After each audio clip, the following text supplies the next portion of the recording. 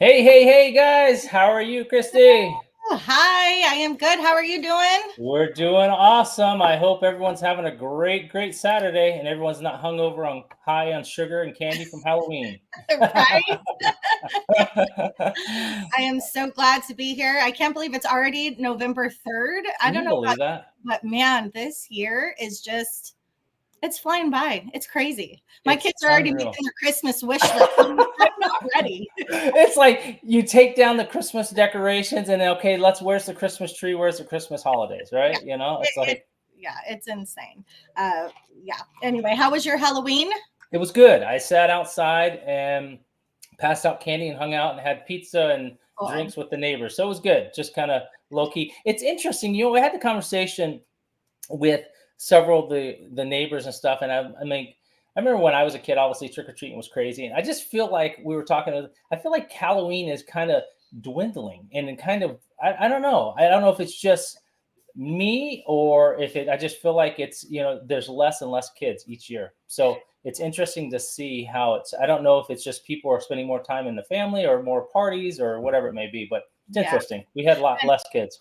And I think, sorry, Eileen just corrected me. It's the second. I'm getting ahead. My sons have a wrestling tournament tomorrow, and so I I've love it. heard in my head. So sorry, Eileen. I'll slow it down.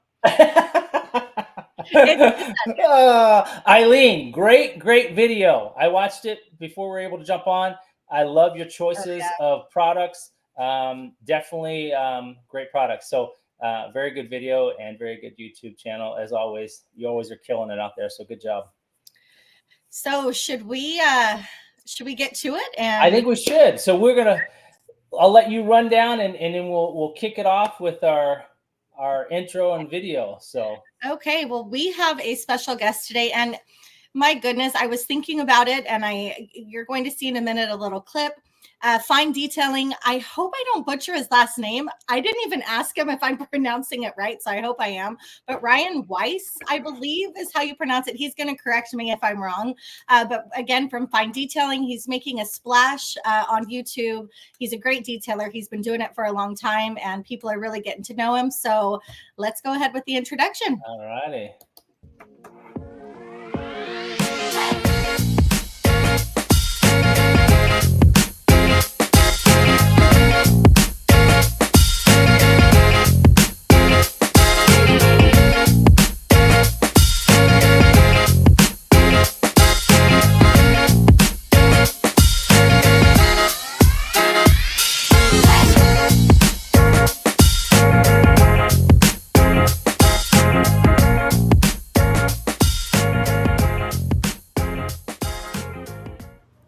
Ryan Wise with Fine Detailing is making a splash in this detailing industry. With his wicked cool style and content creation, he's becoming a fan favorite with his genuine and unbiased reviews. Please welcome everyone, Ryan Wise. Without further ado, let's introduce and bring him up on. Here we go. Hey, Hey everybody. Did I say that right? Your last You nailed it. Yeah, everyone says Weiss. Oh, Yeah. made that introduction. I'm like, oh heck, I asked, but good. I'm so That was glad. it. How are you, Ryan? How are you? Yeah. I'm good. Yeah, it was a long day. I had a detail this morning, but I'm here for it. Also, like, can I get that intro video? Because I'm gonna add that to my YouTube intro. That was pretty sick.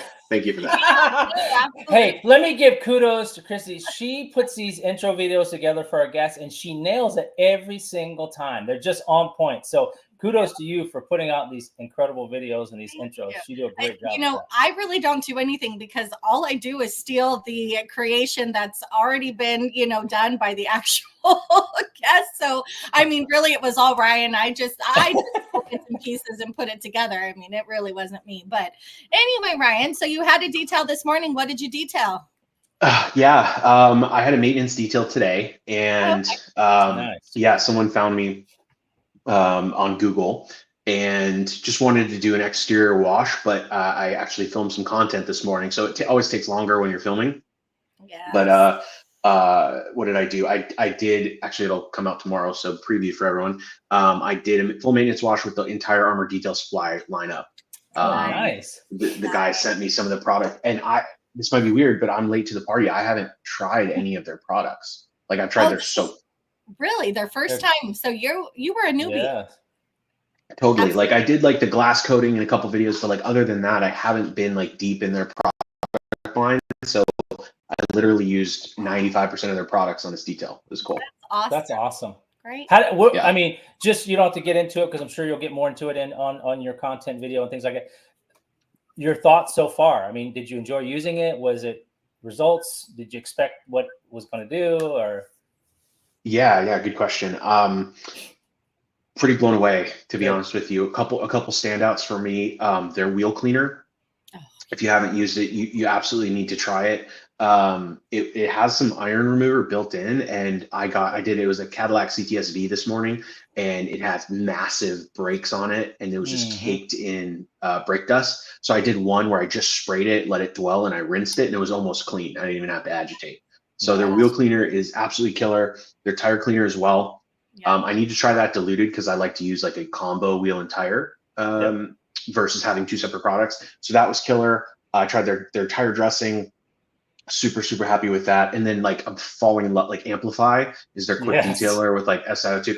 I've never felt anything slicker. Like it's incredible. And then Pilot, which again I know I'm late to the party, but I tried that not today, but I've tried that on my own car, and it's unbelievable. Yeah. So. Amplify is one of those products. It's like in a class of its own. I don't know, and not enough people I feel talk about it because I don't know, but it is an amazing product. Absolutely. Yeah, it really is. Ryan, if you don't mind us getting to the nitty gritty here, you are newer to the YouTube scene. You haven't had a channel for very long. And I mean, you have literally you're famous, dude. Like you have made such a splash and is absolutely amazing. But let's get to know you a little bit. Can you kind of talk to us about where you come from and where, how did you get into this whole thing we call detailing? Yeah, for sure. Yeah, I can get into the YouTube stuff after this if you want. But just so started off detailing. So I've been doing this for about 15 years. Obviously never on YouTube. I live in Phoenix. There's you're in Gilbert, right? I am in Gilbert. Yep. Nice. I live in Phoenix, and we have a smaller airport up north called Scottsdale Air Park. It's like just reserved for like smaller planes and like private jets. But around the air park are airplane hangars, but they can be privately owned or rented. And so a lot of people keep their like either their private planes or their car collections in there. And so someone that a gentleman that I happened to run into when I was younger was like washing his car. It was an old Thunderbird outside. Chrissy, I think I told this story on the Tuber application. Oh yeah, you did. But he was washing like an old Thunderbird outside, and I was like riding my bike. It was still like, I think it was like just like somewhere in high school. And he asked, he's like, hey, do you guys want to wash a car and like make $20? I'm like, yeah, sure. So I did that. And then I basically, like, long story short, I kept coming back every weekend, and he would pay me to like wash his cars totally incorrectly. And I was scratching the shit out of them, by the way. But anyways, he had like a caretaker, like an older dude who would also work on the cars and like detail. And so I learned from him and started doing that every weekend. And so I just maintained that collection for, almost pretty much the last 15 years. Wow. He would buy and sell cars every year at Barrett Jackson. And so there was like always fresh inventory there. And before he started out, he was like a wax only guy, like don't put anything on my car from wax. And then we slowly convinced him to start doing like ceramic coatings.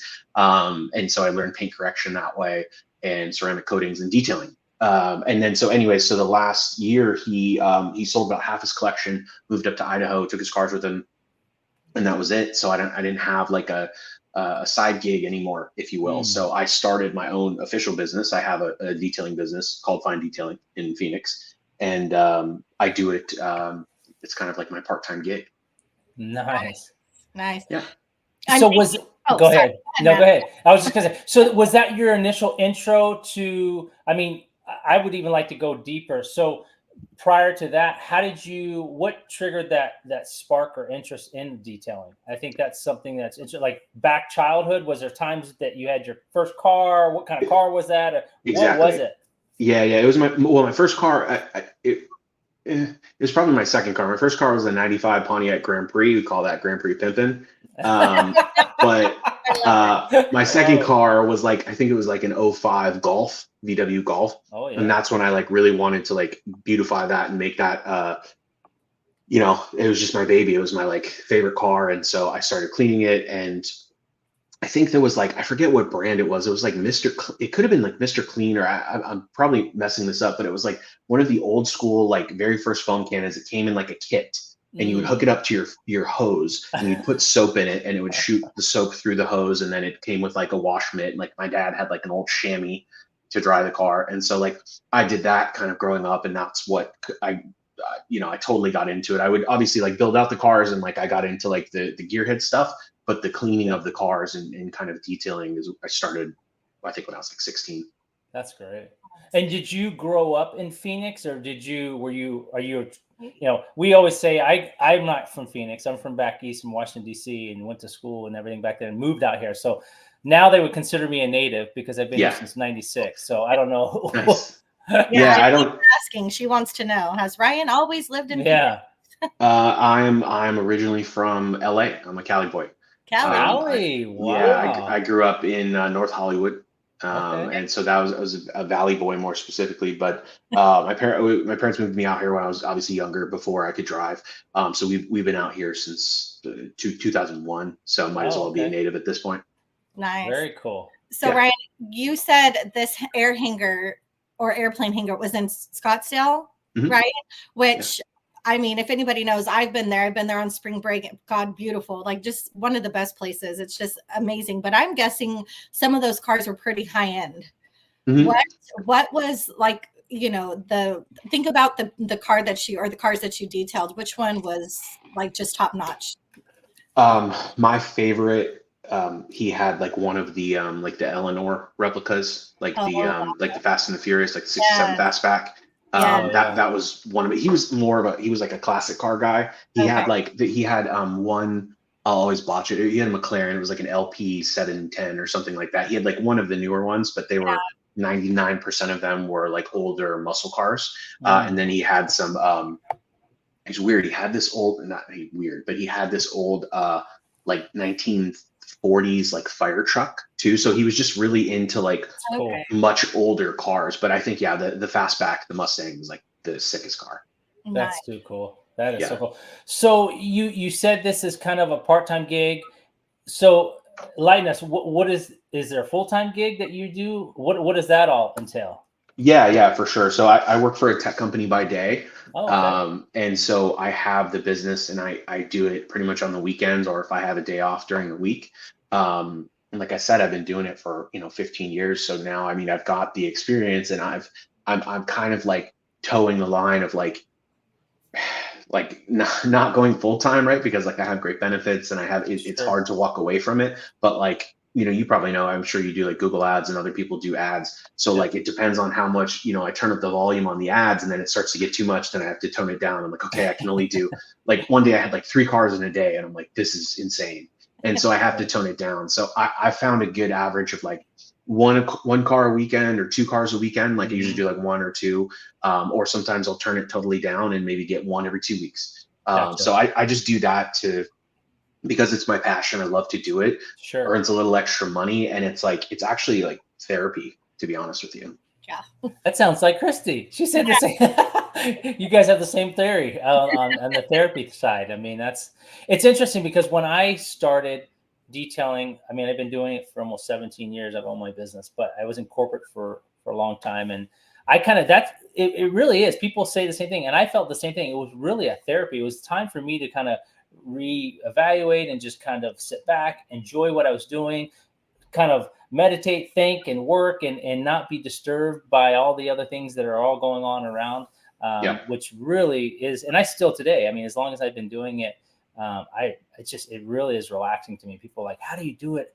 All the 6, 7 days a week and all the cars you do every day. And I said, I enjoy the clientele. I love meeting new people. I love hearing their stories. I like people that take care and take pride in their vehicles. And like you said, you like cars, and it's something. It's kind of a hobby, and and rewarding, so.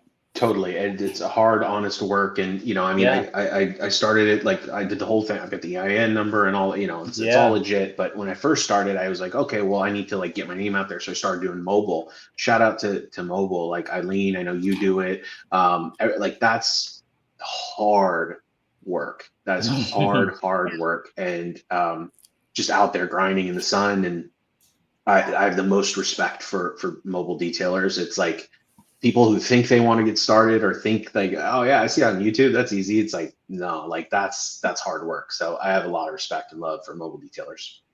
I appreciate it. No, that's it. I always think people always say, why don't you get a shop? And there's days I think, it would be nice, and my fear is, can I get my clientele to move to the shop side of things? And a lot of people say, some of them may lose, some will. It just depends on how much. But I definitely would be fun to have something, some brick mortar location where you could do.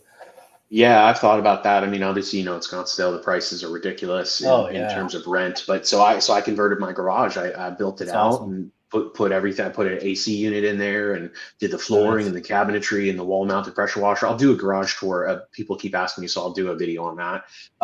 But I just do that. So again, like same thing though, Matt. It's like the opposite of like, can we convince people when people are like searching for a detailer and then they see like, oh, this is like someone's house. Like, is this some weirdo going to wash my car? And then, so I make sure to put a lot of photos of the actual studio and like show them I'm legit and everything with Google reviews. But not everyone, to your point, like not everyone's willing to come to like a home shop. They want more of an official shop, which is like a brick and mortar. So I don't think I'm going to get any Lambos anytime soon, but I've had some nice cars so far. So we'll see.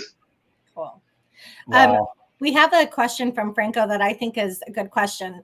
He says, Ryan, was the educational, informational style of your vids always your goal, or did you just land on it? Because you really do have a distinctive way of portraying your content, and it is all very informational and educational, and you are so thorough in your reviews. So was that always your goal, or did you, as he asked, just fall into it? Yeah, it's a great question, Franco. So yes, I wanted to like lean to the side of like educational, because when I first started going to YouTube for detailing content, it was to find out, like to see product reviews and to learn about them.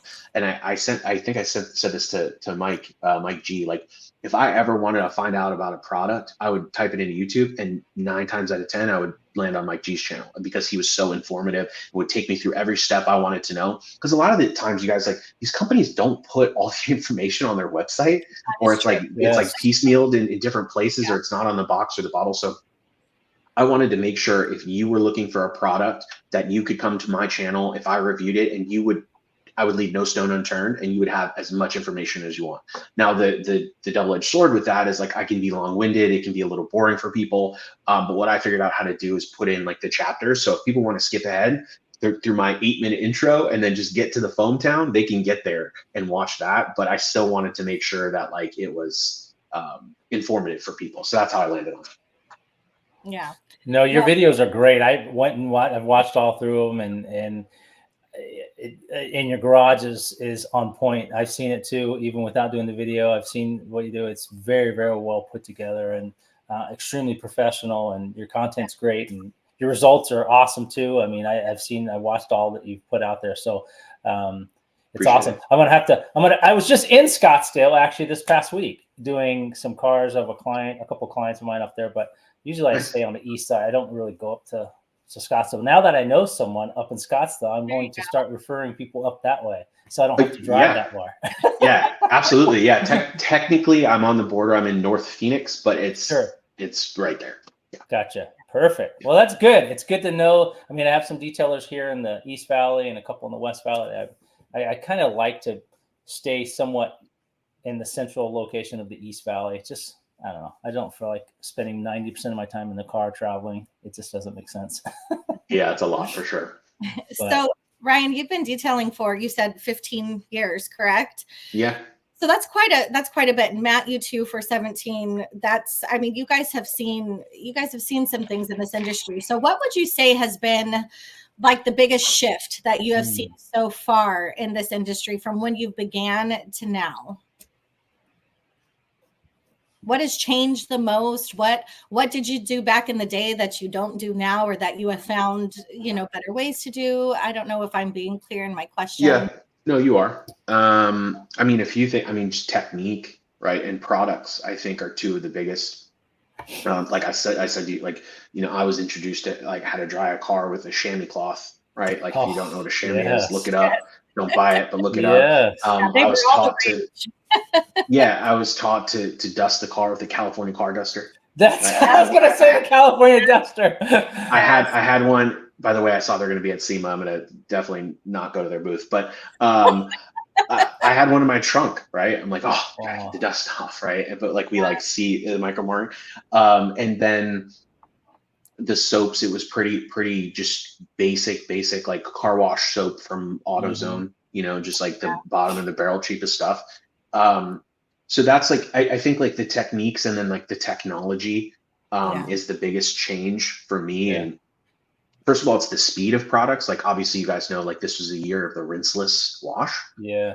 And everyone came out with this new, better, slicker, surfactant, polymer-based rinseless, and it was just like compounding. And so I think the speed at which the biggest change, to summarize, is like the speed at which these products are released, and then the technology that keeps increasing with those when those are releasing. And I'm like, I try a new product, I'm like, what is this? Like Amplify. Like Amplify is a great example. I spray it on, I use it for a drying aid, and this thing is like the slickest thing I've ever felt in my life. I'm like, what is this? Like What is this magic? Yeah, it's crazy. Yeah, that's crazy. So what is right now, if you could give your top 3 products, your top 3, if there was somebody who was just starting out and didn't really kind of know what the deal was, but needed some suggestions, what would be your top 3 suggestions for somebody maybe just starting out, or any detailer in general? Yeah, that's a good question. I think you need a good basic pH neutral soap to start. That'll take you a while, and my near dear to my heart, it's not the cheapest, but Koshikemi GSF has and always will be my favorite pH neutral soap. There's a ton of them out there, but that is my absolute favorite soap. So I think that's a really good one to have in the arsenal. I think probably the next thing is like your I mean, which goes with soap. I was going to say like, a foam cannon and like wash media, like a wash pad or something. I think having a really good wheel cleaner is underrated. So I know I just literally used it today, but like the Armor Detail Supply wheel cleaner will take you far. I used to use Brake Buster, but it's good for maintenance, but it's not cutting through anything really strong. So I think a really good wheel cleaner, a good pH neutral soap, and then invest in a quality drying towel. I think like those 3 things, like as basic as they sound, and you don't have to have a foam cannon or a pressure washer. Like you can use a hose and get away with it, but just investing in like quality products. And if you don't have the money, then save up versus buying the wrong products and doing damage. Like save up for decent quality stuff would be my recommendation. Eileen says you need to try. Oh, amen. Have you tried any Phoenix EOD products, Ryan? I haven't. I heard like everyone you've told me like the so good. The Peleus, the IPA is like amazing. Right. Prep. That's probably one of the best preps I ever use. Yeah. That's what everyone says. Like Chelsea from Attention Details says that too. Like it's insane. I use it on our coatings and stuff, and it's crazy how good it is. Yeah. Yeah. Incredible glass cleaner. Amazing. Yeah, it really is. Yeah. And even their interior, like their cracking, which is absolutely insane. I mean, I have gallons of that, and then also the Typhon. Their interior stuff, probably hands down, probably the top 5 easily. Yeah. I mean, I'll certainly have to try it. It's like you think people are either sending me stuff or I have stuff in the cabinet. I like work my way through, but it's on my list. Yeah, no, for sure I will, Eileen. Yeah, I appreciate that. It's I keep hearing great things about all these brands, and I'm like, it's funny because like when I do videos, like people are like, it's really the trolls. They're like, oh, like everything's good, and like you don't take a side, and it's like, yeah, because there's that many good products out there. Like if it sucked that bad, I just wouldn't do a video on it, because it's like there's no need to be super negative, and that could like hurt a company. If there's like feedback, I'll give them constructive feedback, but like most 98% of the products that I use are really, really good.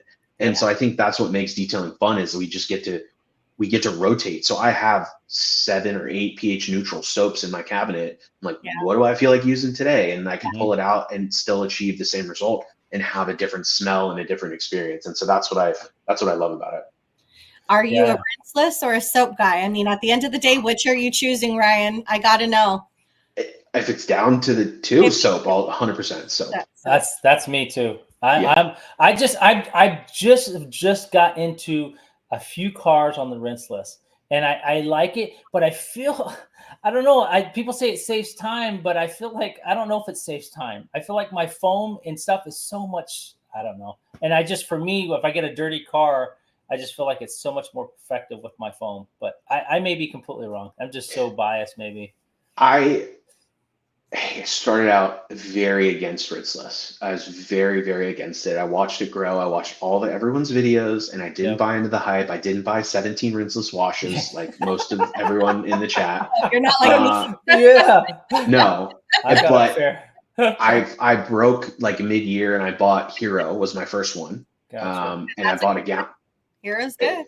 It was a great starter, and so like I started using it more, and then where I started to actually like figure out that I liked it was like, okay, I'm in Arizona, and in the summertime, it's 115 degrees outside. It's like, I don't really feel like getting sweaty today, and I put the AC in the garage.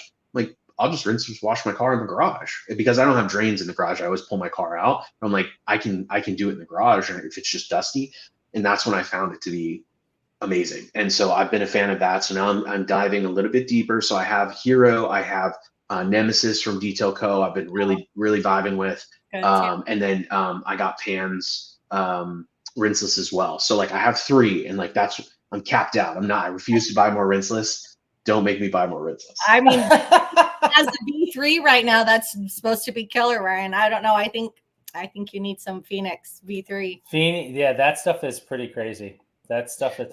I've got to use Pan's. I haven't used Pan's stuff. I have his whole lineup, but I've got to get out and put it to work. So I want to really see how his stuff works. Yeah, I'm curious to hear your feedback, because I saw that video. There was another mobile guy, I think he was somewhere back east. He used Pan's soap in the sun on a black car, and he swore by it. And so that's a really good. I like having that in the arsenal, because when the sun peaks around my house at a certain time, I might start using that and see how it looks, how it handles in the sun. The one I use in the heat that works absolutely amazing in the sun is, again, another Phoenix product, that the Apex soap. I can use that in the heat, in the sun. It leaves no soap residue, no chemical on it. It doesn't dry.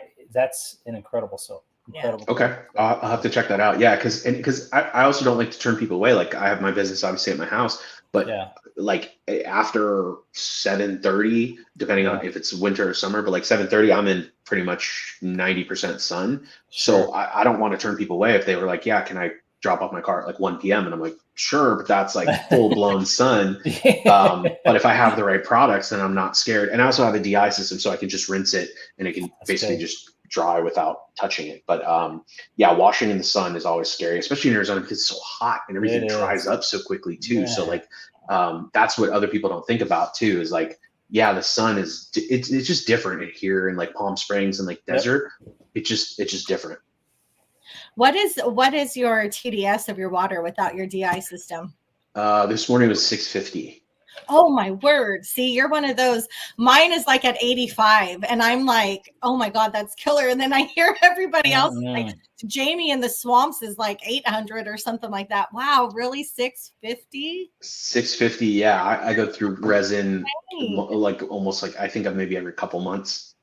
Wow. I wouldn't have expected it to be that high. It's bad. No. Yeah. How do you do it, Matt, if you don't mind me asking? I fill up my tank. I have a water softener in my garage. So I hook up my stuff to my water softener in my garage, and I fill up every morning or in the evening. And I take that with me. Becca's making fun of me. I really, when I did my video, I'm like, I really thought 85 was like, oh my God, this is awful. And everybody else is like, you're crazy. Even Ivan was like, that's not that bad, Christy. I would pray for 85. I would too. Oh my gosh, that would be amazing. Yeah. So long term, I guess you've been in it for a while. I know you had mentioned just briefly earlier, you're saying you kind of weighing between, I'm not necessarily doing it full time because of the benefits and obviously having your career and things that you're doing outside that. But where do you see your detailing going? Do you see it expanding? Do you see maybe growing it and having people work for you, and maybe you're not working and operating on a daily basis? Or do you see it just staying kind of confined with you and working out of your garage? Yeah, eventually it'd be cool to have a shop and hire people, and if I'm in a good enough place to be able to do that and to be able to afford it and still have a job and everything like that, I think Yep. I would love to, and have even maybe a small brick and mortar. But for now, I really love doing it myself. And Sure. so just opening a shop just for the sake of opening it and hiring someone else, it's like it'll never be as good as I want it, right? Like hiring Yep. someone. So I think for the near term, I think I'll keep doing my thing low key, um, out of my house, and I have YouTube now, so creating content is really exciting as well. So like trying Yep. different products and stuff. And again, like if I want more business, it's literally just like turn it on a little bit on Google. Obviously, you're spending money, but like I can get more business. So I think, yeah, just keeping it low key at my house is good for now, and maybe in the future, like Sure. opening a brick and mortar could be cool. Very cool. Do you find yourself doing, and maybe you answered this and it might have gone over my head, but do you find yourself doing more new customers and new vehicles, or do you do more maintenance clients? Do you being in a It's Yeah, it's been a mix. I've had a few people with new cars reach out to me because I have like a new car package on my website.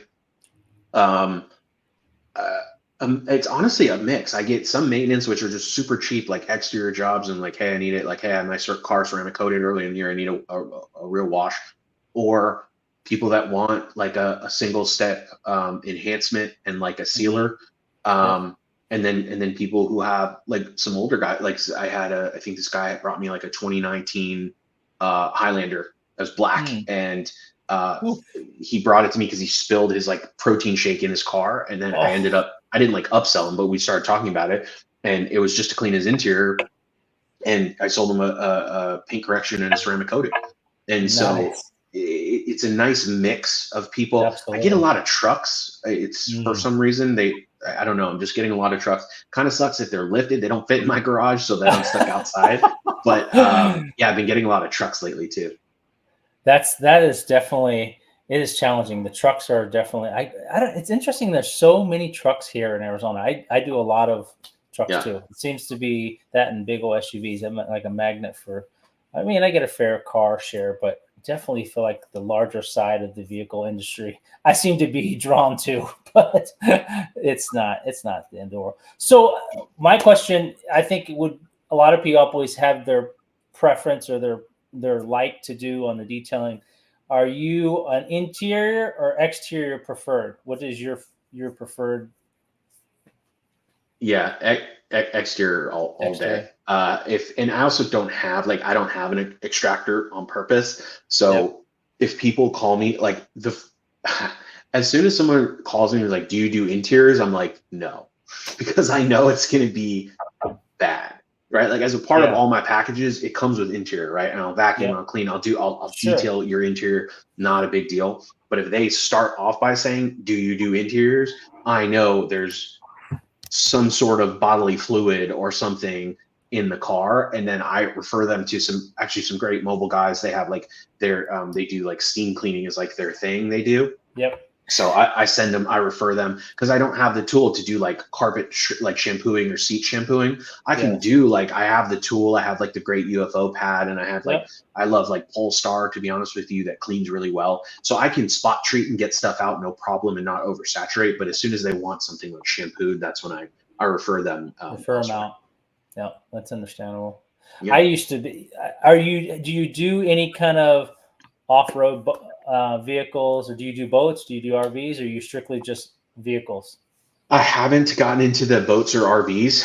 I think one person had called me for an RV, and they actually wanted it ceramic coated, and so I had to go in my Facebook group. I'm a C6 installer, and I asked those guys, I'm like, how much do you charge for this? And it's like by like linear foot or Yes, whatever. So that's what I we quoted charge. him. Yeah, I quoted him, and he's like, no, it was like No. too expensive. But I'm like, Yep. okay, like good luck finding someone to do that. Absolutely. Ask Eileen about RVs. Ooh. That's her favorite. She Oh, is I'm a sure. magnet. Yeah. That's actually what I was in Scottsdale doing this past week, was an RV and a Toyota Tundra truck, but at the same place. But yeah, I used to do them, but I've kind of got a guy that specializes, and I kind of push them out a little. It just doesn't do it for me. Like, I mean, I can do them, but I've got enough vehicles and cars that it's just not, I don't enjoy it. Like, that's just not my taste of detailing. I can do it and accomplish and do a great job, but it's just not. I'd rather focus on the cars. Oh yeah, for sure. My preference is cars and trucks, SUVs, the normal stuff. But yeah, the money apparently, yeah, is wild. And It is no, boats, crazy. like, I don't know how to. I assume it's similar, but I've never paint corrected that. Like, I wouldn't want to touch that. I've never messed with that, or like plane detailing is insane to me. So yeah, never gotten outside of the car world. Yeah, that's it. The boat isn't so bad. We do quite a few of those just because people get them winterized and all that other stuff. And we've done quite a few planes too. The planes are very tricky. I always tell a lot of the detailers that, like, you just got to be very, very careful, depending on the type of planes, on the wings, and what you're putting on there. There's sensors on the planes. If you got de-icers on the plane, like, you just got to be it can be very scary if you mess up. And most of Yeah, it's for sure. under the planes and stuff that got to be greased up, but. Yeah, I would take training for that. Like, I would, before I would ever touch that. I'm not afraid to go get some certifications. Like, I think I saw my buddy Patrick in the chat earlier. I met him at we went to the Rupes training in August, and obviously I know how to paint correct, and I've done this for years. But I think it's important to kind of refresh your skills and continue to learn. Absolutely. And so I went to that one, and what I had never done was wet sand it. I mean, I've done it by hand. But we went in and they taught us how to machine wet sand. I think I did it in one of my recent videos. Yeah.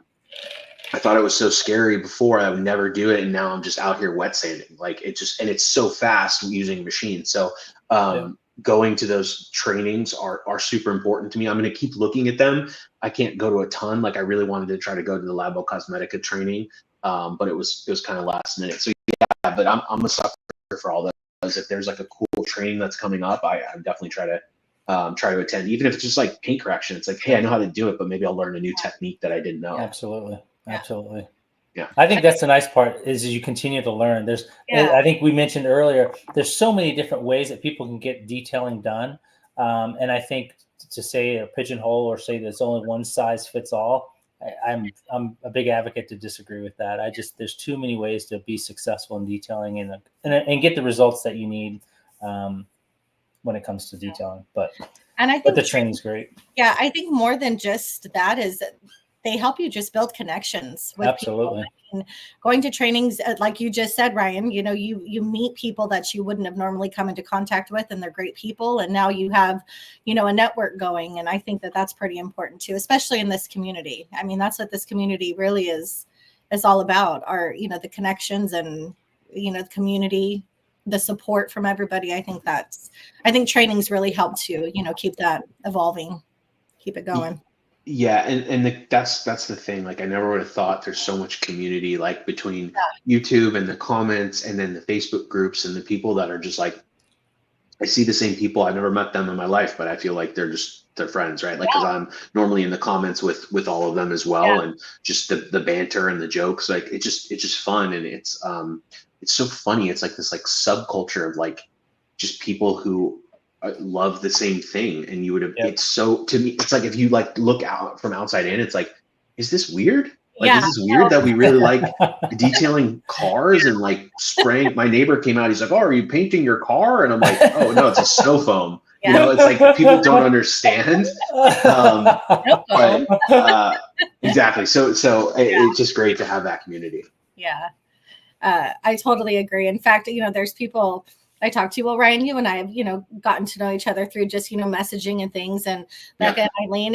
And it's funny because, there are friends that I've had for years and years and years. And sometimes I'll find myself like messaging Becca, even before one of my oldest friends. And it's, and it is, sometimes I'm like, gosh, is this weird? I've never even met this person, but I love them to death already because we just connect and we have so many things in common. I think it's super special.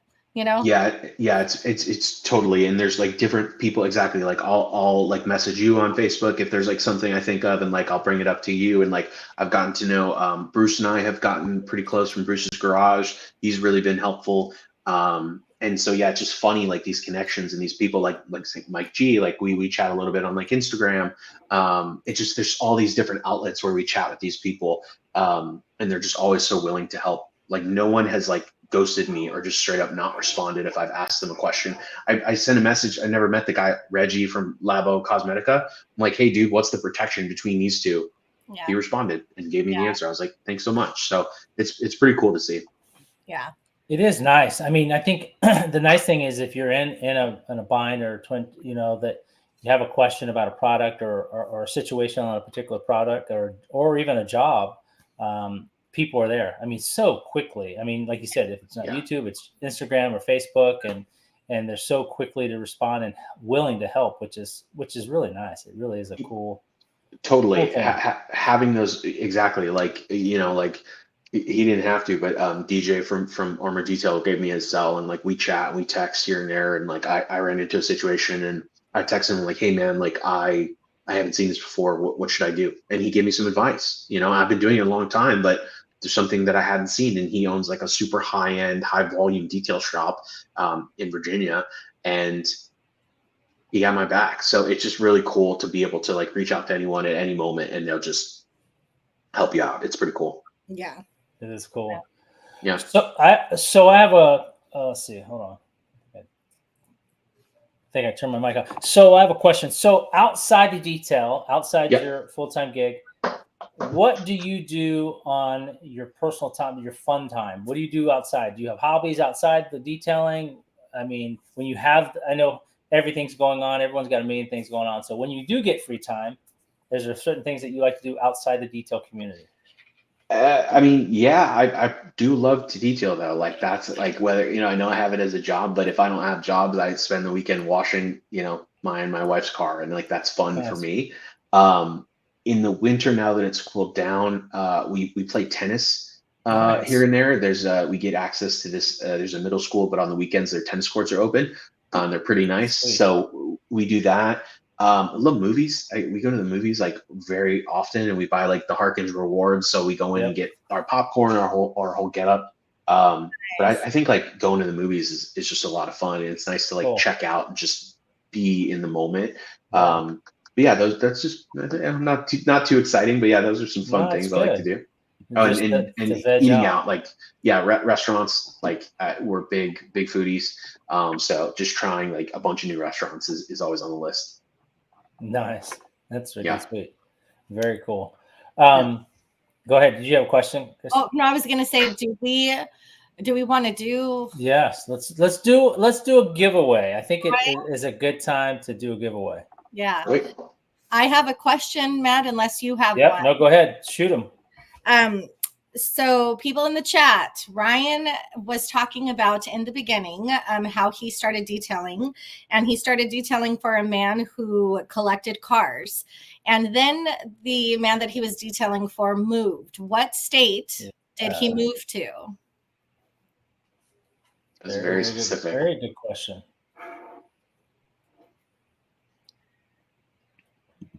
Let's see.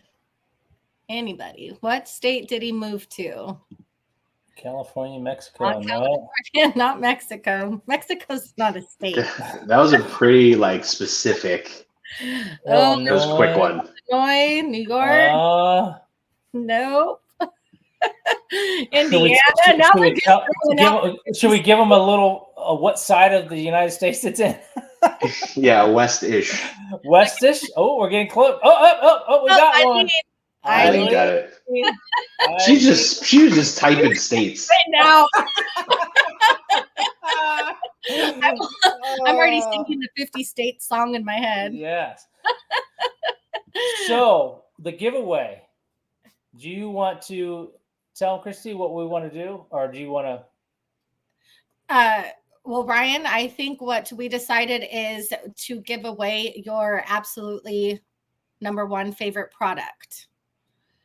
What is your number one favorite product, or what would you like to give away to the guest? And then we will purchase it and ship it ourselves. Well, I'm trying to think. My favorite product, I mean, or one that you just think would be cool Mm-hmm. to send out. well, I mean, Eileen's a detailer, right? So she's probably used a lot of stuff. I mean, you know what would be cool? I sent this to you, Christy. Buy her, get her the, whatever it is, the 35 ounce or the gallon, get her the Griot's foaming surface wash. Oh, okay.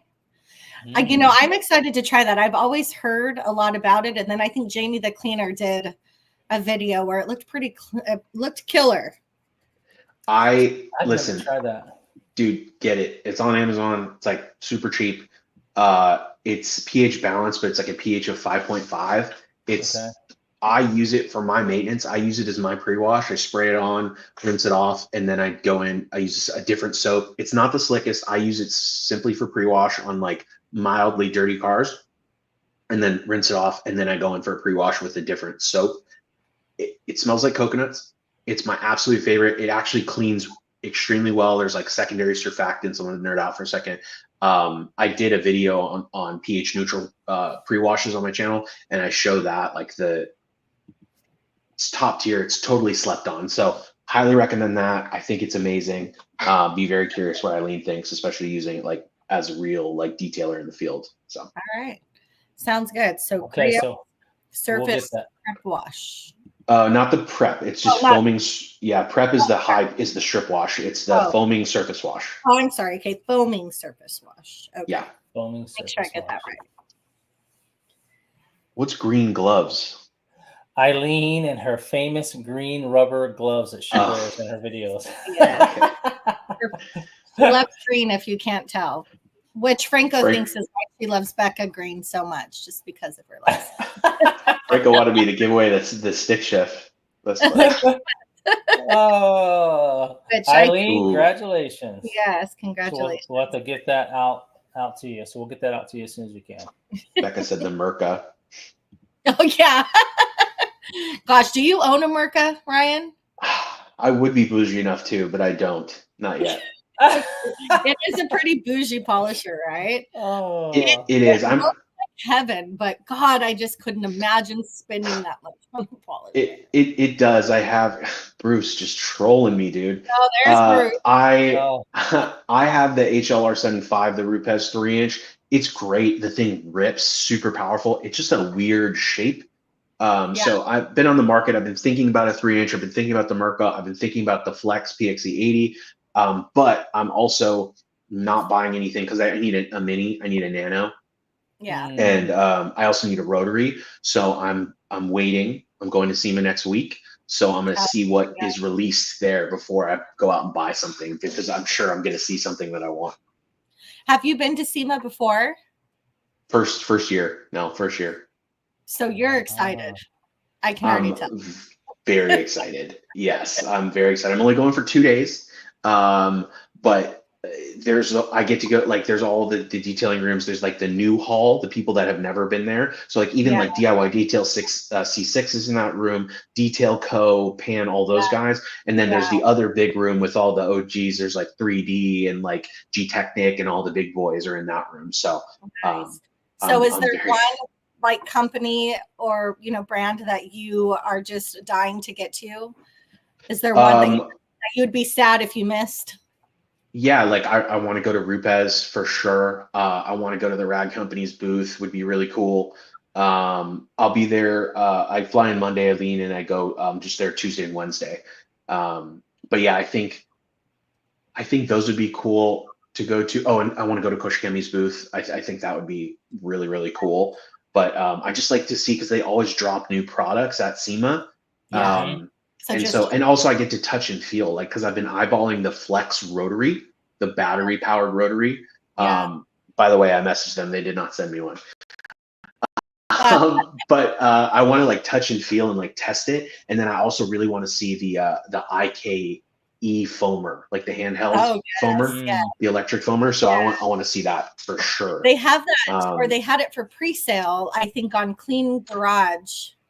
Detailed Image 2 has it, but it's not until January, so I'm not going to give these people my money for months on end. Like, I'll let that earn interest. You know what I mean? It's just, to me, I was expecting it to be a little less expensive. I don't know why I expected it. I feel like it's expensive for a little battery operated. I don't know if you're paying for the IK name, but I think you're paying for the durability of it. Like if you watch, I watch, Keith's channel, right? He tests every foaming sprayer on the market, but they're Amazon, $30 sprayers. But if if you dropped it, I feel like the IK is like stout. Like the IK, I feel like would last like a mobile detailer. You'd be good with that. But if you bought one of the Amazon ones, it'll probably crap out on you way sooner. Yeah, I'm sure you're right. Obviously, longevity. It's just, I don't know. I get so lost into purchasing all of these things that I think I need. You know what I mean? And really, I have to start sitting back and thinking, like, do I really need that? I really need it? I know. And I'm like, oh, I need a foamer for wheels. Like I have to do that. But like today I threw on I had the old Carpro retire head. And so I used that for the ADS wheel cleaner and it foamed on. It was sick. Like it was perfect. And so I didn't need the whole setup, but having the foam is nice. And I used the bike pump to fill up my foamer, or like the car tire pump. It fills it up in 2 seconds and it's super easy. Yeah. Eileen says, oh, Chris is here. Hello, Chris. Thank you for joining. Eileen says that you can get a Foam Pro 12 for the price of that little thing. And that's kind of what I think of. I think it's just for the size. It's like, gosh. Oh, the big one, the Foam Pro? The bigger one. Yeah. Yeah. Not the battery operated one, but I mean, they're still, because I think that battery operated one's pretty expensive too. Although I do have one and it works wonderfully, but. There's so many things. Like I would love to have a lot of those things. It's just too much to carry around. Like if I was in, like I always think, if I had a set place, I would do. It's just too much to carry. Too many. I can't have too many foam. I would like to have. I have a few, but it's just. But I did see Ivan live on YouTube. Was it that they're introducing his new polisher? It's like, I don't know. They're looking for a name. It looks like the Hunchback battery polisher. The batteries sitting on the top. I don't know if you've seen it, but it was very interesting to see. I'm intrigued. Yeah, I saw it too, and a few people had said they had tried it, and they said it's incredibly balanced, and you wouldn't think so because it's the batteries in the middle, but it's incredibly balanced. So he's always done things differently, and so people will hate it because it looks weird, but I bet you it's probably going to be sick. So, and I think it has, I don't know if there's I feel like I've heard there's adapters and you could change out your batteries depending on what, if you're a Makita or DeWalt or Milwaukee person. I think they can be, or it could just be built on one battery. I'm not sure, but either way. He tried to do it with the Milwaukee, but Milwaukee and, some of the other ones are very restricted to their patent and allowing them to use their batteries. So he went to the Kita. I don't know. There was one battery. I think that's the one that he has now that is a little open. So that's the one that he's unfortunately using, I guess, is what he said on a live, but I don't know if that's nice. Yeah. So if that's there, I plan to get my hands on that too and check it out. It'd be cool to see. Yeah. So Ryan, I have another question for you. What do you think are some specific skills that are essential in becoming a detailer? I had somebody, I was doing a video today, shooting a video, and I had somebody who was, just walking by, and they stopped and said, I've really thought about detailing. Do you do this for a living? And I was like, we struck up a conversation. And I started thinking, because he asked me, what do you need, or what should you have, or what kind of skills do you need to start a detailing, company? And I sat there for a minute, and honestly, I didn't even know what to respond to him with. He really caught me off guard. So I'm going to ask you, what are essential skills that you think you need to start a detailing business or to become a detailer? Yeah, I think patience is really important and underrated. And I think, I think being a rule follower is one something that's kind of underrated as well. Shout out to Bruce. People do. No, I'm serious. I think people are so quick to assume they know what's what, and like I got a lot of grief in like Pan's video when I leveled his coding too soon. Everyone, it gave me a lot of grief, and I'm like, I've done a million codings, but there's a learning curve with everyone, right? So I didn't read the instructions right away where it said, hey, leave it for 1 to 2 minutes, then level no matter what, even though I saw the rainbow, because I thought I knew. I'm like, oh, rainbow, let's level. Yeah. So I think having patience, following the rules, swallowing your pride, and just like, the manufacturer suggested it this way, follow the directions, and you're probably going to be successful. But if you don't have those things and you just have kind of that false confidence or arrogance, and you go into it thinking you know what the right way to do things are, you could mess something up, and you could hurt someone, you could damage someone's car. You could hurt yourself, right? If you're not wearing like protective equipment. So I think probably a different type of answer than you were probably expecting, but I think having those types of skills of just like patience and like following manufacturer's instructions are just like super underrated, and we should always like start there, I think. Yeah, that's a good answer. And Very patience. good. Yeah, I think patience is a big one too. Because not everything, I think some people have the misconception that are just starting to detail that, it's easy. And although it's not that it's hard, not everything always works out the way that you want it to, especially when you're trying new products and doing new things. And I know that I have sometimes kind of lost patience, like what you just said, thinking that I knew how to do something and then realizing, okay, calm down, Christy, just sit back a minute and let's reevaluate and reassess here what we're doing, because I'm doing something wrong. So that was a good answer. Thank you for putting that into perspective. I like it too, because I think you hit, and I've always said this to other colleagues and detailers and stuff. I feel like sometimes we as detailers like to think that we can reinvent or recreate something that we really don't need to be doing. And what I mean by that is, it goes kind of side by side with what you're saying, is why not follow what the manufacturer is saying, what they're suggesting to do, and how to use the product, how to use the tool, instead of trying to reinvent something or trying to do something outside what their manufacturer is, suggesting. And like you said, you take the risk of possibly damaging a vehicle, possibly hurting yourself, or whatever the case may be. And I think it's good. I mean, I think it's just, I think you hit it on the head in the fact that, if we just stay simple, patient, follow the rules, I think it can't get any simpler. You don't need to make things complicated, and I think skill and time is huge in detailing. The more that you're able to do it, the better your skills get.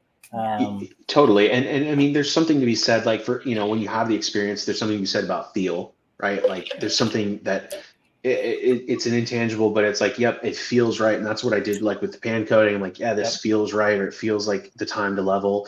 And so I don't shut that down when I have those feelings, and I'm like, okay, this feels right.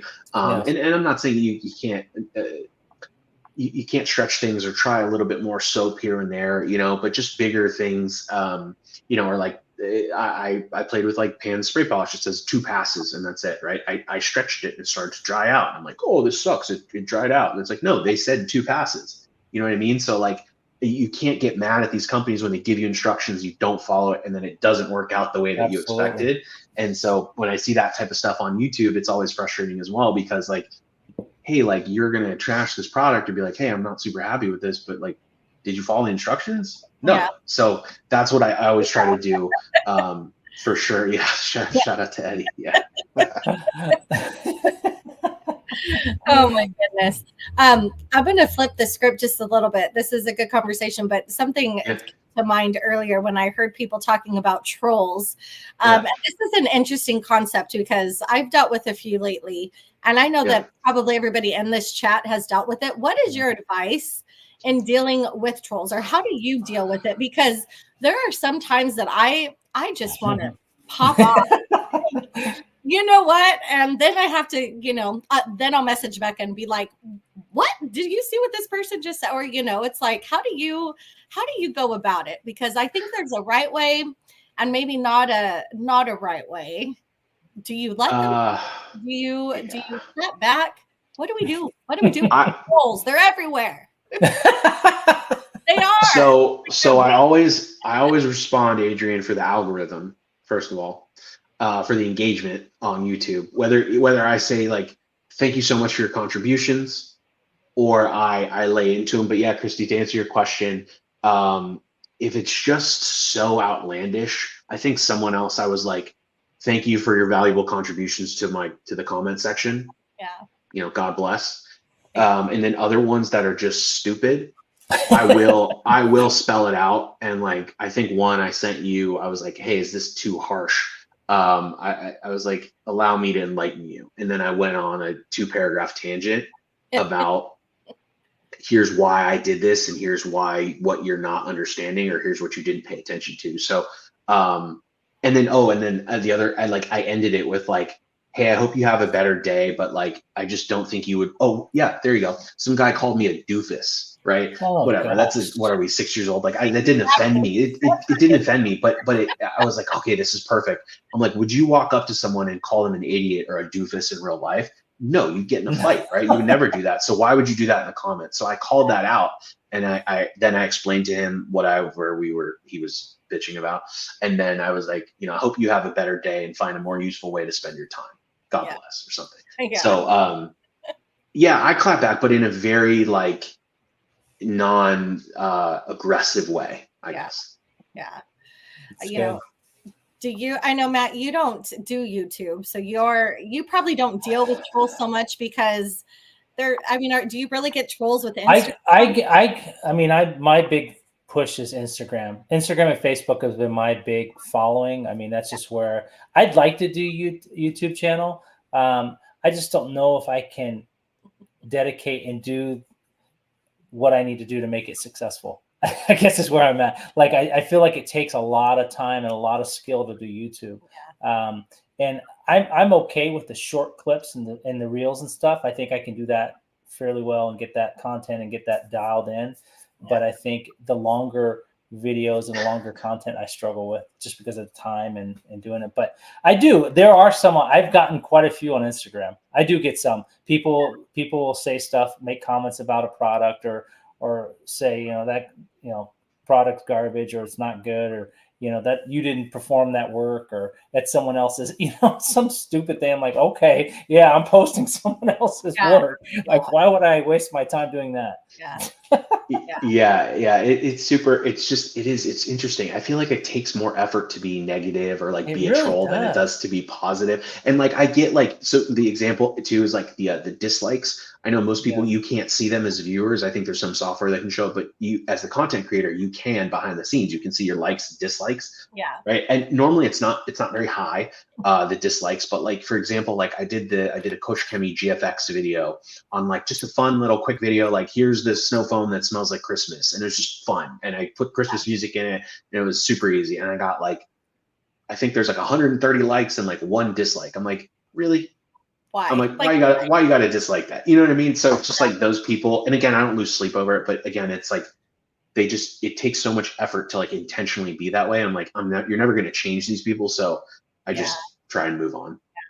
Right. And it's crazy because and within this community, I start feeling really protective over people. You know what I mean? So like when I see trolls in your comments, or when I see them in, I don't know, Eddie's or Jamie's or anybody's, you know what I mean? I'm like, hey, wait a minute, you can't talk to them like that. You know what I mean? Yeah. It's crazy because, like everybody's saying in the comments here, I got you. Like, we'll tag team. That's how I feel. Like some of these people, I do feel, I mean, most of the time you laugh at it, or I do, and, thanks for watching and move on. But sometimes I feel like some of them need to really be put in their place. Like, you can't. You can't for sure.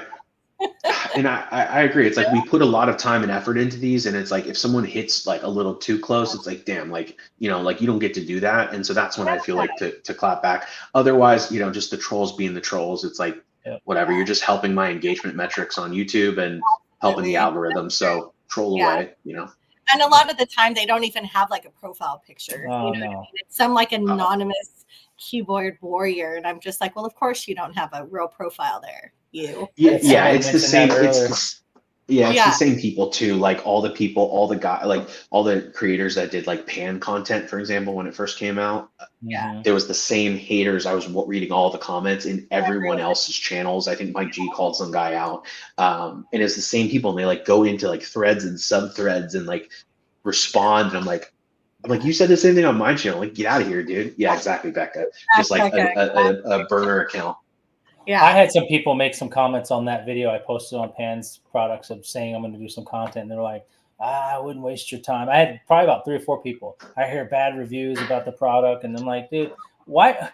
Why is it matter? Like, just keep your comment to yourself. No one's asking you what your opinion is. We're just saying that, it's like, Is it hurting you? Like, really? yeah, it's just stupid. It's like, no one asked you. Go to your channel and post what you want to post. If they don't have a channel, that's the problem. Yeah, totally. But it is what it is. Like we said, like it helps the metrics, so we're good with it. Yeah, and I do agree at that point. Yeah, like chicken sausage. I've seen that profile on many. That's funny, dude. Oh my gosh. And it is funny because then after a while, it's like, we all talk to each other, and it's easy to. Did you see this comment? And it's always the same person. I don't think they realize that we really are like all friends. Yeah, I don't think they understand someone else's the channel. networking. Yeah. No, you'll have to. I'm anxious to hear your feedback on SEMA. I really want to go to SEMA. I've never gone, and I was hoping to go this year, but I've got a trip to go out of town to see my daughter in Oregon. So, but I would definitely. I think next year I'm going to make an effort. Yeah. I guess every time I've tried to go, last year we're going to go. I just always had challenges getting the tickets, and I guess people say they didn't have a problem getting them, but to get a badge, I'm like, dude, why is it so challenging? I had to go through the website, and it's like they was taking me. They needed this, they needed that, and it was just So you said it was easy though, didn't you? Yeah, a little bit of red tape, but it wasn't bad. Like I think I just had, because I'm just me. I don't have any employees, but I uploaded my EIN doc, my document that showed my EIN, and then that was it. I paid, I think early fee was like $40 for a ticket, and they reviewed it, and I was approved, and they mail you like a little ticket if you do it in advance. Oh, there you go. Okay. Yeah. So, and that's pretty much it. And then if you have employees, you just have to either submit, I think it's like 2 recent pay stubs, and that's it. And then you can get your employees approved. I think it's the same $40 if you do it early. If you do it later, it's $60 a ticket. But I mean, all in all, that's cheap. It's more money to pay for travel and lodging there. Absolutely. I'm definitely gonna go to the Mobile Tech. The Mobile Tech I'm going to. Yeah. Are you going to Mobile Tech at all or no? I'm not. Is that in Florida? Yeah, it's in Orlando. Yeah. Okay. Yeah, no, I'm not going to that one. Maybe in the future. When is it? Is it in January?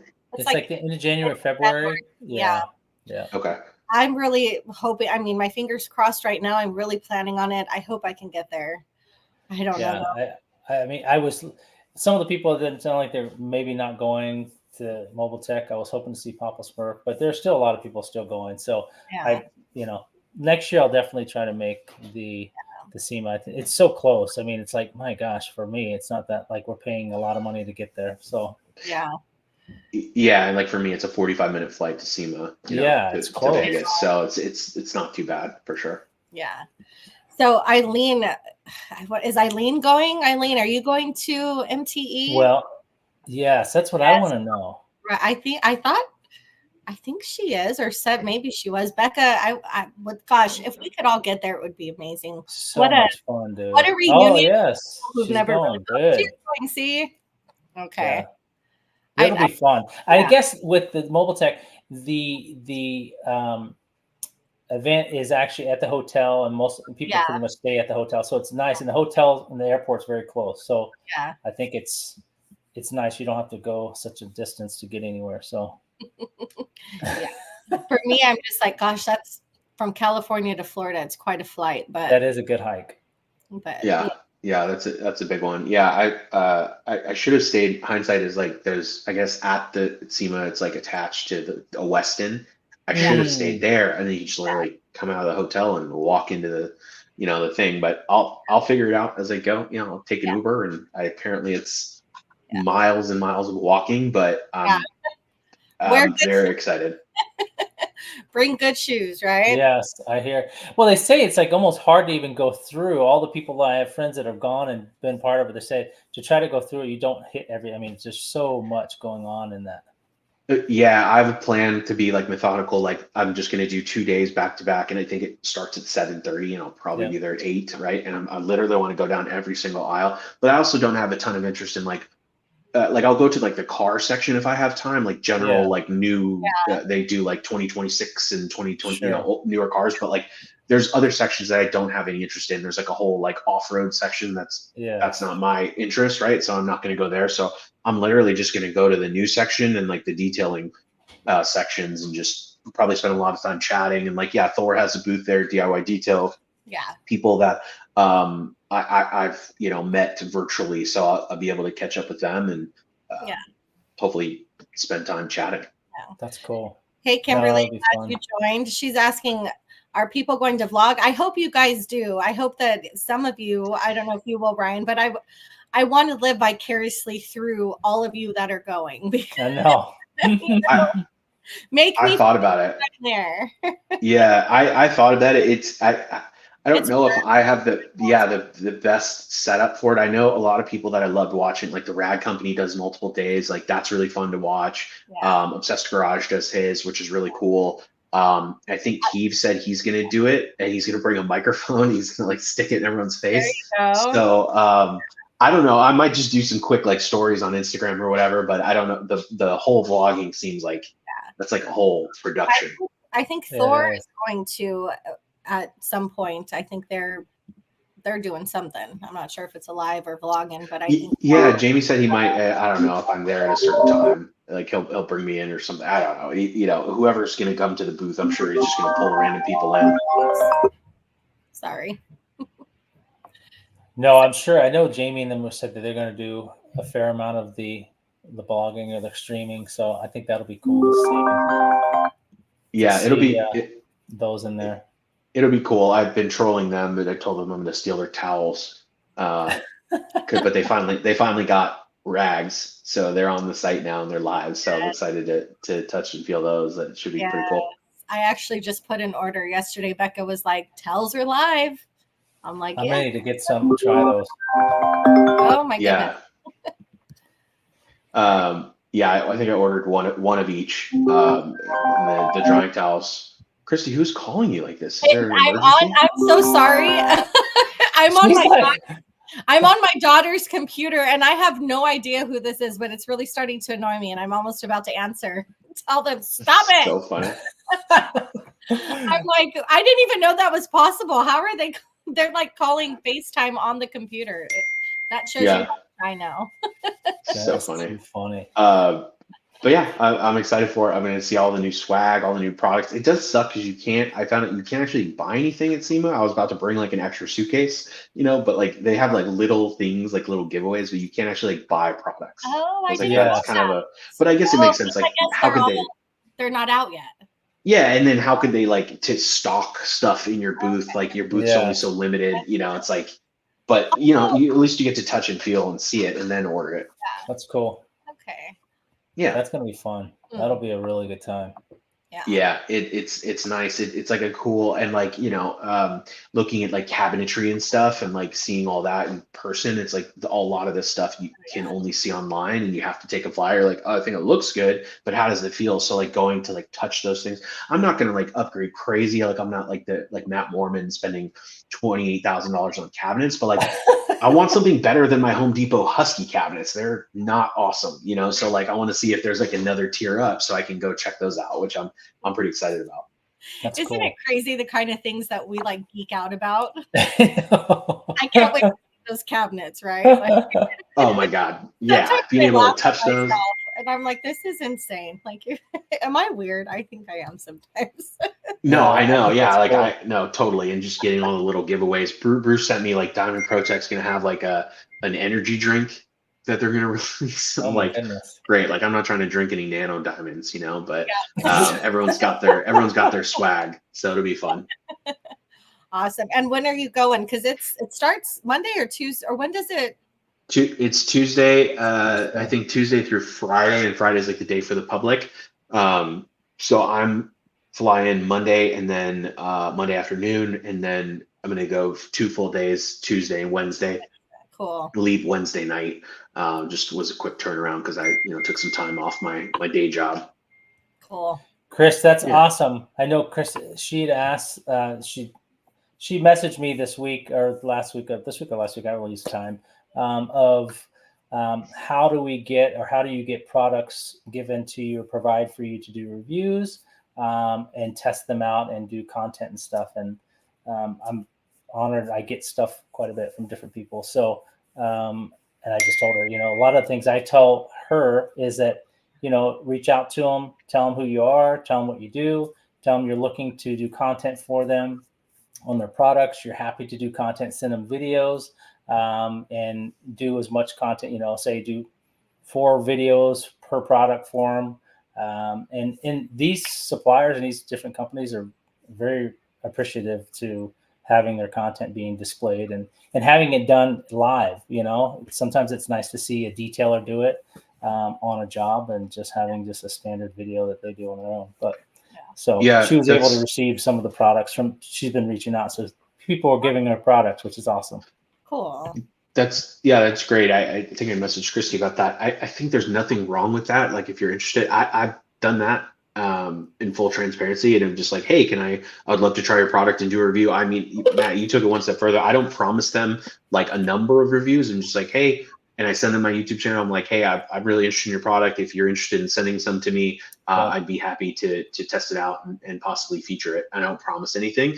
And some companies are sending me stuff.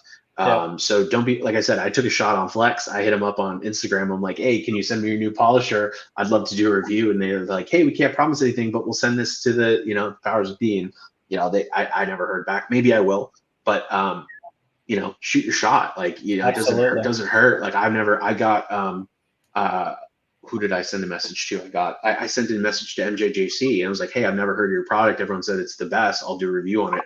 Will you send me one? And they sent me one. Yeah. So yeah, they're awesome. When they first came out with their second foam cannon, they sent it to me right away without even asking, and they sent me the products, and they're very good to send in getting reviews. And I don't necessarily say promise them, hey, you need to have this set number of views or content videos, but I just say, I'll get you a handful of different videos, just demonstrating the product on different vehicles so that you can see it and you can post it. But totally. I post on TikTok and I post on Instagram and Facebook. So. And now getting, I think I'm almost at, like 2,400 subscribers. And like, so once you start to get a little bit bigger too, like people are just reaching out now. So I don't really have to reach out as much anymore. That's and companies are like, hey, can we collaborate? I'm like, yeah, sure. I'm like, send me what you got, or here's what I like to look at. Like, I also am not afraid to tell them like Ethos reached out to me and, I'm getting some of their stuff. I think it was delivered today, but I told them like, hey, I'm not super interested in like ceramic spray sealants or soaps with protection in them. I'm not afraid to be specific, and then they'll send me that stuff because I don't want them to send me stuff and then me not use it because I have no interest. And so I feel bad not using the stuff when they send it to me, Yeah. And Bruce is right. He said, I mean, the worst that can happen is they say no. Absolutely. If you don't ask, you're never going to know. So, but you're right. As soon as you continue to build your following or your channel or your follow on Instagram channel member, whatever it may be, they will start reaching out to you. Like you said, for sure, they'll start reaching out to you. And that's what's happened. I don't really reach out to anyone, but now, I think, and we can give back to the community too. Like my plan is like Frank said, no one sends them anything, but like what I'll plan to do is like, once I've done testing on these products and I've like made the videos, not that I have a commitment, but like once I've done it and I've used it and I also, I'm like, I don't need it. Then I think like what I'll do next is like, I've been thinking about posting on like secondhand detailing on Facebook. If you're not in that Facebook group, it's great. And I sell stuff on there, but that's only the stuff I've actually paid for. But like stuff that I get for free, I'm just going to post on there and just say, hey, you pay for shipping and you can have this stuff. So I think that's a really good way to like give back to people and let them try stuff. Yeah. I know. I always think about doing that. I have some rearranging I need to do. And that includes, I think, thinning out some of my. I agree. I'm with you, Christy. I'm with you. I've so much stuff on my shelves. I need to get It just takes a level of organization to get agree. things there and posted. And I'm just, Yep.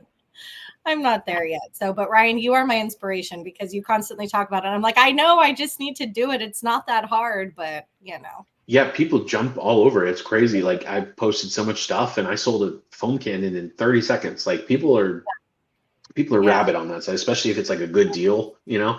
Where are you It's just a posting good your way to stuff? spend it. Secondhand detailing on Facebook. It's a great Facebook I group. don't think I'm even with. I'll have to look at that. You That's got where to I'm with a go in lot of there. Facebook groups. I don't think I'm with that one. Yeah. It's a great one. And then also on Obsessed Garage Marketplace is a great one. Okay. I'll post things as well if it's like, I know if it's Interesting. like that audience specific, you know, if they want something. I'll post in there too, and then Marketplace. And so, yeah, I've had a ton of people, local detailers hit me up. I've sold stuff too. So it's just a great place to find deals if you want. Like people are always selling brand new pads for like half the price, which is crazy. I don't know how they do that. But then also if you want to purge your stuff, you can sell used stuff. Like I've sold like used chemicals. I'm like, hey, what did I sell? I sold 3/4. I had the 5 liter of Kosher Chemi Super Foam. And I only used 1/4 of the bottle, and I sold that for like $50, and someone paid for shipping. I sent it to some guy in Texas. Wow. You know, so it's a good Big way shout to out to Auto purge. Spa Essentials. Those guys are awesome. I've used their products. They've sent me I've used their graphene, and that stuff it's done really well. I actually just posted a video on a Escalade black on black I just used it on, which was very good. But no, it's cool. I'll need to get onto the. I was really a big Facebook guy, and I still am. That's where all my advertisement is. Like I don't pay for marketing; it's just been through Facebook. And I've told people I need to give a whole spiel how I've gotten all my marketing and my clients. It's all through Facebook and Facebook groups, all in the Facebook neighborhood groups. I'm tied into all the communities, and that's where I just continue to get business. So I've never been able or never done the Google thing. I've never done that. I know people like say I've been grateful to be able to do just Facebook, and then I got into the Instagram thing. But so Facebook is a huge market, really is. Man, if you tap into those, I tell these retailers, some of the new ones around here that I talk to, and some of the ones on social media, I'm like, dude, if you tap into these Facebook groups, like just my community, I mean, I am dialed, and in all the communities, wherever I go and drive and I do jobs, I always tell the detailers, write down those community names, go back to Facebook, you type in the Facebook group, you join their group, and then you're able to put your advertisement in there, and you end up becoming, like I've done in all these years, you become their preferred detailer in the neighborhood groups. Wow. So then they basically contact you all the time. I get calls all the time. That's a good idea. I'll have to start playing with Facebook and do it that way because like and Google, the same with Yelp. It's like I've noticed it. Like if you turn it off, like the phone stops ringing. Like phone rings like once or twice a week, and if you turn it on, it'll blow up. So I encourage people to leave reviews on Google because everyone uses like Google Maps. So like that's important, but like actual Google ads can get so expensive paying for clicks. I won't bore the audience with that, but it gets very, very expensive, and it's not the most intuitive either. So that's a good call. I did some local ads on like Instagram, but I think Facebook is really, like you said, is really like an untouched market. And then there is like there's like literally communities of like North Phoenix Facebook group or Gilbert Facebook group, so I think joining those would be good as long as you don't like spam the channel and you do it right. I bet it's a good way to find business. I'll throw out different little clips of my work, and I have a profile basically that goes to my Instagram and Facebook, and it kind of demonstrates just small bullet points of things that I offer.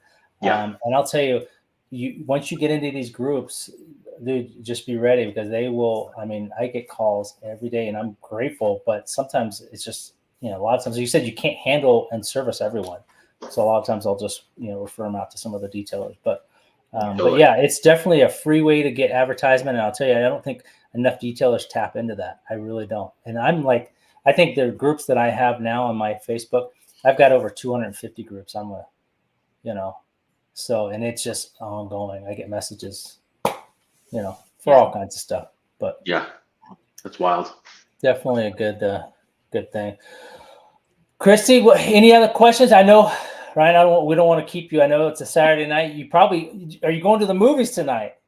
Not tonight. I'm in charge. I'm cooking dinner. We got I think Okay. we'll do a movie night at home. Okay, good for you. Yeah. Awesome. Sometimes that's just as, That's you know. absolutely. Yeah. Well, Yeah. as I will always say that it's always an honor. We're so grateful and blessed to be able to have such a great detail community. I'm honored to be friends and affiliated with people like yourself and Christy and all the other people in our chat and the people that aren't able to make it today. Just such a great community and support group. And it's awesome to see the content that everyone's doing. I love seeing everyone succeed and be successful when it comes to the detail industry, because there's so much to be able to offer. Yeah. And there's so many cars for all of us to be able to service. So there's not like there's not enough vehicles for us to detail. So, Yeah. I mean, it's also awesome to be able to get to know you, and know that I have a fellow detailer in the Phoenix, Scottsdale area that I can now, throw stuff your way, and I'll have to come up and check your stuff out sometime. Yeah. Yeah. I do want to say really quick, Becca brought up something and she beat me to the punch. Thank you, Becca. But just a quick, just to mention very quickly, Detail Co. on Thor, they have a detail spray, and it is for Lydia, which is Jamie the cleaner's niece, who has I think it's called Sanfilippo syndrome, which is a terminal illness. It's children's Alzheimer's, actually, is what it is. So if you go onto Thor and you purchase that detail spray, all proceeds go to helping to save Lydia. Her family is trying to get her into a trial. That is a lot of money. Obviously, insurances don't cover, trials like that, but we're trying to save her life. So Becca just said, Christy, I'll sponsor a giveaway to Lower 48 for Detail Co. Stay strong. So let's do one more giveaway, yes. Becca. Thank you. That's amazing. I really appreciate that. I'm going to get on and order some. I didn't even know that. So it's for a great cause. Like I said, it's called Stay Strong. Thank you, Franco. Again, it's a quick detailer, and it's supposed to be an amazing product on top of, what it's for. Of course, everything that Thor's Detail Co. is coming out with seem to be banger products anyway. So please, spread the word, spread the love. Lydia needs our help. So question. Let's see. Okay. Well, maybe you want to give it to Ryan. You want to ask a question? Well, yeah, we can do that. I think Ryan will give you the stage to ask the question. What do you guys do? Just like something I had said or something? Yeah, something you've Ideally, yeah, just so that those in the audience or comments can. Got it. We could go. What is Kirsty asked me a question about like the top kind of 3 things, like as a new detailer, like someone, like what products like would I recommend? What was my favorite soap? Very good one. I like it. Remember. Oh, look at Franco. Ooh, Franco. Oh, GSX though? No, because it was XM got it. Oh, you were so close, Franco. He mixed up GSF and GFX. I love it. That's so good. Eileen just said Dawn dish soap. No, I'm not Carlos. Oh, that's good. Tide Pods. Okay, so I'm sorry, not Franco. I apologize, Franco. It was XM Ghost. Okay. Ghost, if you will, let's see, because I don't think I have any of his information. Do you want to? Yeah, either way, I think this is for the spray, right? Do you want to put up I don't have the ability to put up my contact information. Do you want to put up your email or? Let's see if I can even. You're asking me to do something. I don't know what I'm doing. Oh, I'm so sorry. For some reason, I can't type. I don't know how. Where do you? I guess maybe I just. Oh, hold on. I just type it in the post, right? Well, and I've been watching Ryan here because he's been typing in comments. Even Ryan knows how to do it. I think I can type in the comments right here. Is what I need to do. Okay. I'll just type.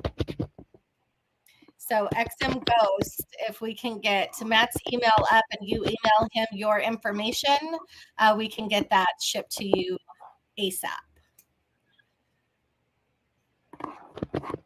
if we can do it here.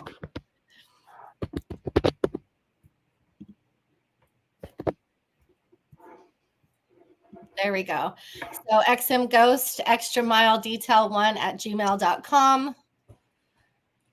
If you would give him and send him an email with your information. And again, we'll get that detail spray.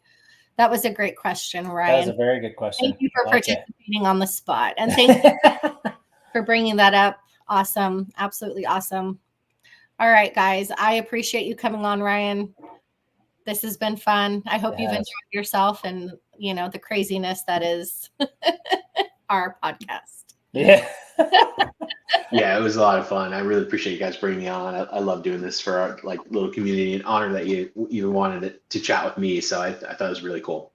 Yes, absolutely. No, we all love Ryan. We do. And you're doing great stuff, and people recognize that, which is awesome. And I can't wait to continue to see your stuff. I mean, you got big things happening, and which is awesome to see. And love your content. Continue to do it. I love your content, but also your opinion and your views and education side of stuff, because it means a lot. I mean, even for us that are more veteran detailers, it means a lot. I mean, I love learning new things and different people's opinions and things like that, because I don't know everything, and there's always ways of doing things and different products. So absolutely, I think it's awesome. So, but one thing I like to do before we go, and if you can share your platform so people can go out and follow you. Ryan is on obviously YouTube and Instagram, and I think Facebook too. Can you share and type in and also share all the platforms where people can go and follow you as of now? Yes, let's go follow Ryan at Finedetailing on YouTube. Yeah. It cut it out. On YouTube, it's technically, I think it's Finedetailing AZ, because that's on Instagram. Yeah. On Instagram, it's well, no, actually both handles on YouTube and Instagram are technically Finedetailing AZ. Okay. Yeah. I actually messaged the guy who has Finedetailing, and he told me, he's like, you can pay me $5,000 and I'll give you my handle. I was like, bro, you have 2 videos. Give me your handle. He didn't do it. So Finedetailing AZ. There you go. I love it. So my last question for you, and I'd like to have the guests share, if you're okay and accept, it's fine if you don't, but and it doesn't have to be catered to just detailing. What I'd like to have the guests share is something that someone can take away, or our audience or all of us can take away, that's tangible, that we can implement in our lives or detail our families or whatever, that can go and be implemented as of now or tomorrow and going forward, that you live to or you live by, that you share. Yeah, I think in personal life or in business, I'm really big on integrity. I think just doing things the right way. And so we can keep it detail relating, but doing things the right way, right? If the customer drops off the car, they're not there. They don't know if you cut a corner. They don't know if you wiped under that panel, or you got in the cracks, or you put on the ceramic coating you said you were going to put on, or you put on something else and you tried to save some money, right? Like, what we do when no one's looking is really, really important to me. So, if I sell a service, or if I tell someone I'm going to do something, I do it. And I also go the extra mile and do, a little bit more than what I promised. So I think having integrity in your personal life and in your business, or even if you do this as a side job on the just for fun, is the most important thing you can take with you. Yes, great advice. Very well said. Very good advice. Very, very good advice, because I feel, I'm a big advocate to that, but also karma and doing right, because I think things will eventually come back to you. So being honest and having good integrity is a huge, huge thing in your personal, and most important as well as in your business dealings. So guys, Christy, you've been awesome. Ryan, you've been awesome.